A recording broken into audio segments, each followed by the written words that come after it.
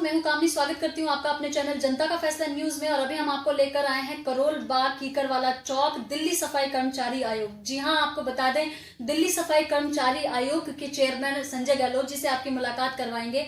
आज बहुत ही बड़ा दिन है उन सफाई कर्मचारियों के लिए जो कि अपना घर द्वार सब छोड़कर देश को स्वच्छ करने में अपनी एक अहम भूमिका निभाते हैं। उनके विषय में शायद ही कोई सोचता हो, लेकिन संजय गहलोत जी के आगमन पर जब से इन्होंने ज्वाइनिंग की है, विभिन्न मुद्दों पर सफाई कर्मचारी आयोग को विभिन्न जो समस्याएं थे उन पर राहत मिली है। आज भी दिल्ली कर्मचारी आयोग सफाई कर्मचारी हित के लिए प्रतिबद्धता निभाते हुए सफाई कर्मचारी उत्थान का माननीय संजय गहलोत जी के नेतृत्व में बहुत बड़े बड़े निर्णय लिए गए, जो कि देवेश गोला जी द्वारा यहाँ पर आकर प्रस्ताव रखे गए थे। उस पर भी एक अहम चर्चा हुई। आइए माननीय संजय गहलोत जी से जानते हैं और बातचीत करते हैं। सर्वप्रथम माननीय, स्वागत करती हूँ मैं आपका अपने चैनल जनता का फैसला न्यूज में। आज जो हमारे अधिवक्ता जानिए माने देवेश गोला जी यहाँ पर आए विभिन्न मुद्दों को लेकर, उस पर कुछ बताएं। देखिए, देवेश गोला जो हमारे अधिवक्ता हैं सुप्रीम कोर्ट के और हाई कोर्ट के भी हैं, उनको बुलाने का एक मुख्य कारण ये भी था क्योंकि अब जो हमारे सफाई कर्मचारी हैं, देखिए सफाई कर्मचारी आयोग का मतलब है दिल्ली राजधानी में, देश की राष्ट्रीय राजधानी जो हमारी दिल्ली है, इसमें जितने भी हमारे सफाई कर्मचारी हैं, चाहे वो प्राइवेट सेक्टर के हो, किसी कॉन्ट्रैक्टर के पास में काम करते हो, चाहे मदर डेयरी पे काम करते हो, चाहे वो सेंट्रल गवर्नमेंट के हो, दिल्ली पुलिस के महकमे में काम करते हो, कोई भी सफाई कर्मचारी है, उन सबके उत्थान हेतु इस सफाई कर्मचारी आयोग का गठन किया गया है। इसमें देखिए बड़े दुख के साथ कहना पड़ रहा है, 2020 का ये अंतिम दिन है, आज या कल हो जाएगा। इसमें जो हमारे सफाई कर्मचारी हैं, जिन्होंने कड़ी मेहनत करके पूरी बरसात में, पूरी गर्मी में और पूरा सर्दी का मौसम है अपनी जान जोखिम में डालकर, इवन कोरोना काल में भी उन्होंने अपनी जान जोखिम में डाल के पब्लिक को स्वस्थ रखा है, उनको सेवाएं प्रदान की है, लेकिन उनके महीने हो चुके हैं, 4 महीने से सफाई कर्मी तनख्वाह नहीं मिल पाई है। तो मजबूर होके हमारे जो सफाई कर्मी मिले, उन्होंने एक जनहित याचिका डालने का फैसला किया कोर्ट के अंदर। उसमें रेस्पोंडेंट हमें बनाया गया है। इसमें हमने अपने अधिकारियों को बुलाकर सारी जो ग्रीवेंस थी सबके बारे में चर्चा की गई। मतलब यहाँ पे जितने हमारे सफाई कर्मचारी हैं उनको कब से पैसा नहीं मिल पा रहा, उनके एरियर ऐसे नहीं कि जो परमानेंट हुए उनका ही एरियर बाकी है, किसी का एमएससीपी का एरियर है, किसी का 5th पे कमीशन जो नहीं लग पाया था, या जो सेंट्रल गवर्नमेंट की तरफ से जो भी हमारा ये बढ़ता है, तनख्वाह बढ़ती है, उसका जो पैसा नहीं मिल पाया। और देखिए बड़े दुख के साथ कहना पड़ रहा है कि देश के सबसे बड़े त्योहार दिवाली के, उसका बोनस भी हमारा पेंडिंग है। तो लिहाजा अब सबने हमने कोर्ट में जाने का फैसला किया। अब चूंकि हम स्वयं संवैधानिक पद पे हैं और संवैधानिक संस्था है ये, तो जो जनहित याचिका डाली गई सफाई कर्मचारियों की तरफ से बहुत मजबूती के साथ में, उसमें हमें पार्टी बनाया गया है।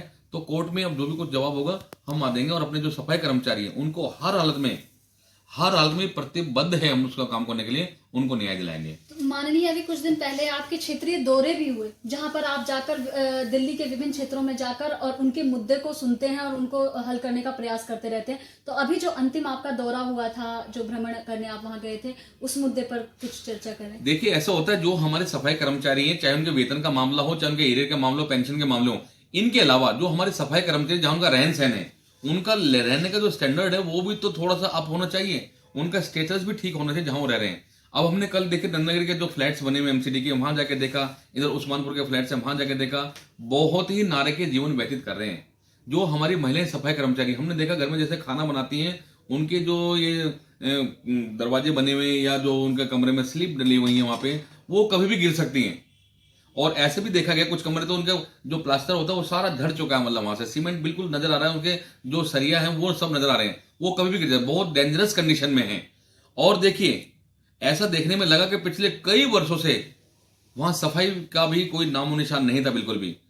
लोग खुले में, मतलब बहुत ज्यादा उसको एक्सप्लेन करने बहुत मुश्किल हो रहा है मुझे भी, कैसे लोग वहां अपना रहन सहन कर रहे हैं। और देखिए जैसे ही वहां के जो अधिकारी हैं उन्हें चला पता कि यहाँ दौरा होने वाला है, उन्होंने आनंद फानन में जो पार्क थे और जो डंपिंग ग्राउंड बन चुके थे, बिल्कुल ढलाव की तरह लगते थे, उन सबको साफ करा दिया गया। यानी अगर कोई एक्शन होता है तब जाके वो रिएक्शन कर पाते हैं। अब हम कंटिन्यूस अपने दौरे रखेंगे, और जो वहां के रहने वाले निवासी हमारे सफाई कर्मचारी हैं उन सबको भी आश्वस्त किया जाता है, बल्कि हम प्रतिज्ञाबद्ध हैं इस मामले के लिए कि उनका जो रहने सहने का स्तर है वो भी हम ठीक कराएंगे। वर्षों बाद कोई ऐसा एक चेयरमैन चुनकर आया है जो कि अपने कार्य को लेकर कितनी संजीदगी से कार्य करते हैं वो आपको मालूम ही है। जैसा कि माननीय ने बताया, विभिन्न क्षेत्रों में जाकर दौरे करने से लेकर वो सफाई कर्मचारी जो कि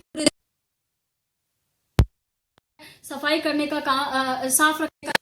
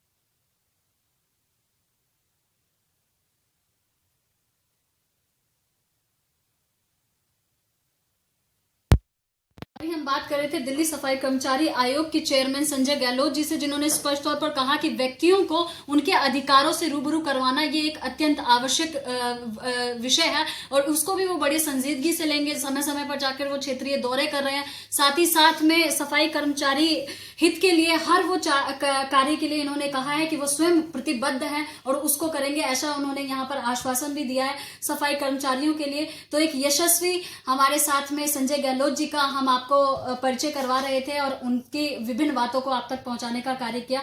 एक्सक्लूसिव रिपोर्ट बाय कामनी झा, जनता का फैसला news channel. Camera person Reena Singh के साथ। Thank you so much.